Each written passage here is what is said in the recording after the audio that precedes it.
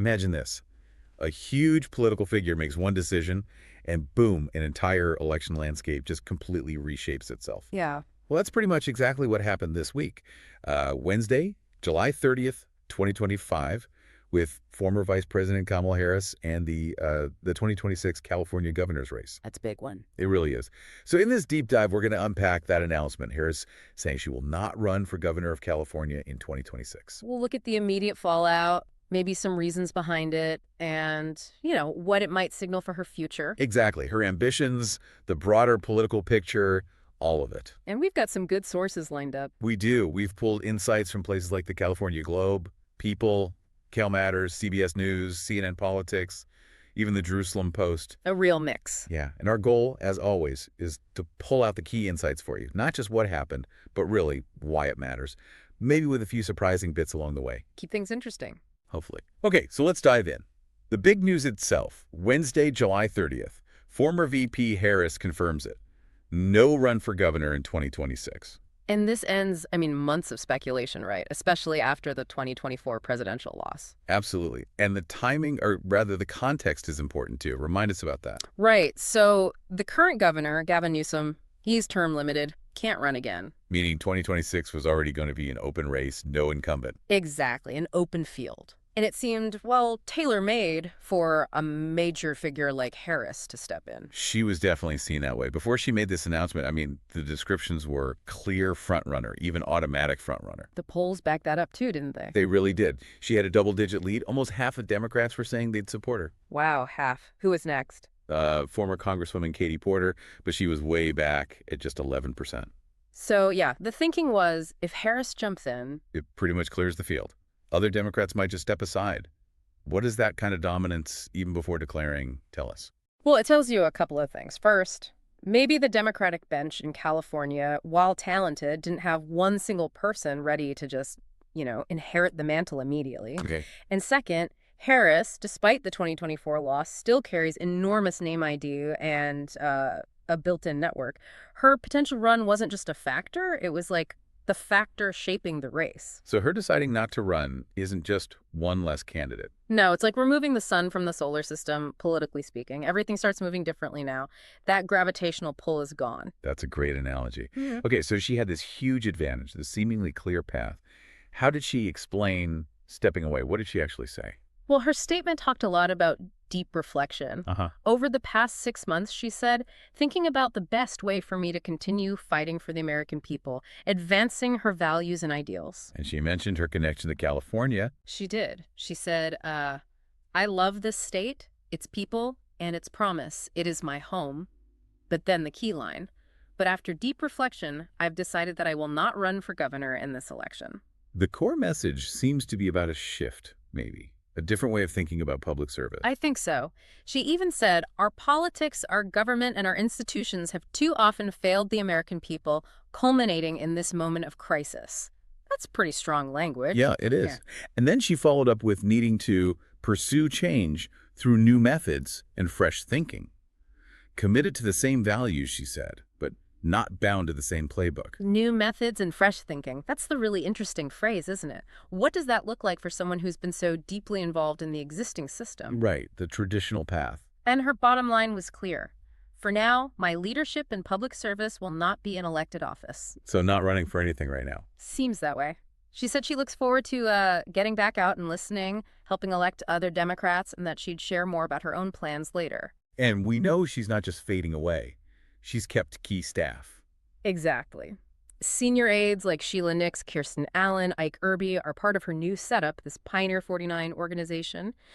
And her husband, Doug Emhoff, he's back in private law practice and teaching at USC. So it looks like a very deliberate setup for influence outside of holding office. It does, building a different kind of platform. Which naturally leads everyone to think about 2028. Bingo. This is where it gets really interesting. The speculation is running rampant that this is all about positioning for another White House run in 2028.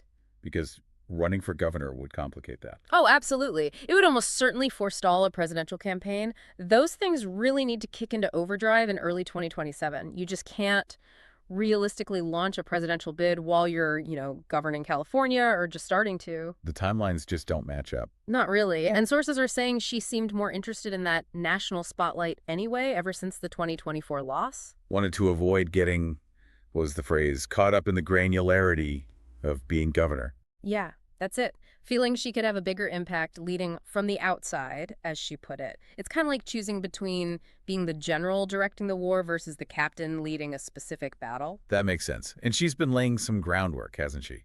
Seems like it. Remember that speech back in April? Her sort of public re-entry at a San Francisco fundraiser? Right. And she skipped the state party convention in May. Which is exactly where potential governors would be networking, building support. Her absence was noted. So the thinking was, not running for governor, freeze her up. Freeze her up for other things. Maybe starting a 501c4, focusing on, the information ecosystem, younger voters, maybe a PAC to help other candidates. And that listening to her idea. Yeah, particularly in southern states, maybe with an eye toward 2028.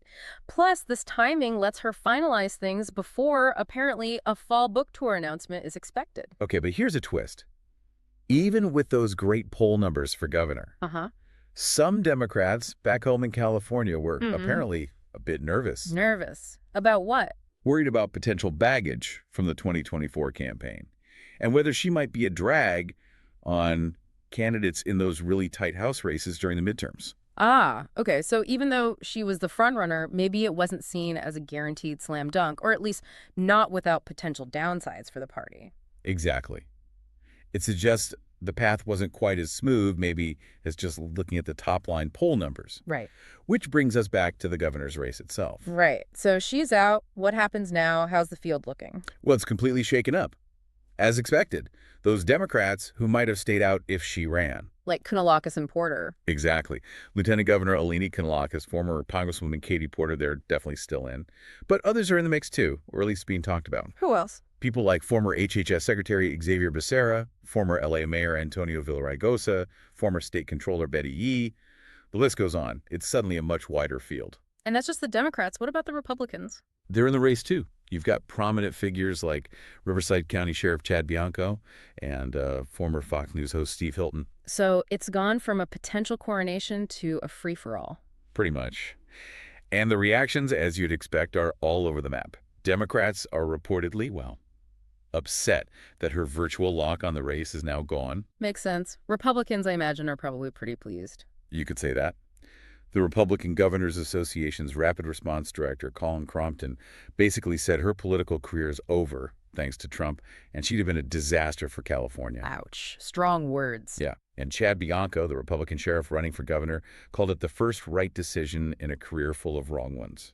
He pivoted right to talking about safety and affordability. Okay, so sharp attacks from the GOP side. What about someone like Newsom? Newsom praised her, said she courageously served our state and country, always kept her pledge for the people. Much more diplomatic, obviously. Grateful for her service, called her a friend. So you see the clear partisan lines in the reactions. But what does it mean functionally for the race now? Well, one Democratic consultant, Hillary McLean, put it nicely. She said Harris's decision allows that process to start happening in earnest for the candidates who are actually running. Refocuses things. Exactly. It's now about the future of California, not sort of relitigating the 2024 presidential race through her candidacy.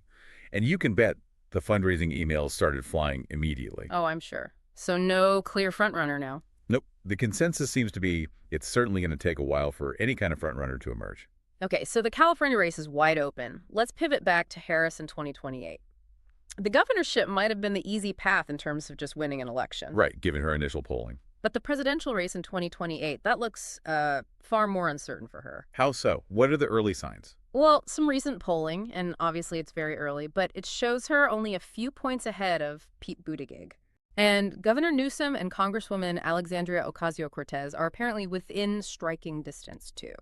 So no commanding lead there, even among potential Democratic rivals. Not at this stage, no. It suggests the Democratic primary field, if and when it forms, could be quite competitive. And what about against potential Republican rivals? That's maybe even more telling. That same polling showed Harris, Buttigieg, and AOC were all only a few points behind the Republican frontrunner, currently seen as VP J.D. Vance. Which suggests she's potentially far more vulnerable in a national race. It does. And there's this historical angle, too. One source noted her flaw is being a second-time presidential candidate who lost the first time and was never president herself. Has that happened before? Not successfully since Adlai Stevenson back in the 1950s. It's a tough path historically. Interesting. So history might not be on her side there, but it's not like other potential Democrats don't have perceived weaknesses, right? Oh, absolutely not. The same sources point out Buttigieg's relatively limited elected experience, AOC's possibly niche national appeal, and Newsom. Well, the quote was, just take your pick. Okay, so maybe it's a field where everyone has something to overcome. Could be. And in the meantime, Harris isn't just sitting back. Her plan to help elect Democrats nationwide, that keeps her visible. Right, through campaigning, maybe through that payee she might start. She could still be a big player in the midterms, just not as a candidate herself. Exactly. Building goodwill, maintaining connections, staying relevant on the national stage. It's all part of the long game, potentially. It really seems her influence isn't going anywhere, office or no office. Seems that way. Okay, so let's recap. We've sort of walked through the immediate shockwaves of Kamala Harris deciding not to run for California governor in 2026. Yeah, looked at her own words about reflection, this idea of a moment of crisis, wanting to find new ways to lead. And how that decision seems very much tied to keeping the door open for a potential 2028 White House run. Definitely. And we saw how that one announcement just instantly reset the board for the California governor's race, turning it into a wide-open contest. It really highlights that complex dance, doesn't it? Between personal ambition, ideas about public service, and just raw political timing. Absolutely. It's a fascinating case study in political strategy. So here's something to leave you with. Harris explicitly said she wants to pursue change through new methods and fresh thinking, not bound by the same playbook. Right. Leading from outside elected office for now. So what could that actually look like? What does public service mean for a major political figure when they aren't holding office? And thinking ahead, how might her continued influence through her organization, maybe that PAC, maybe a 2028 run, how might all that reshape the Democratic Party, and maybe even how we define political leadership itself in the coming years? Lots to think about there. Her next moves will be really interesting to watch.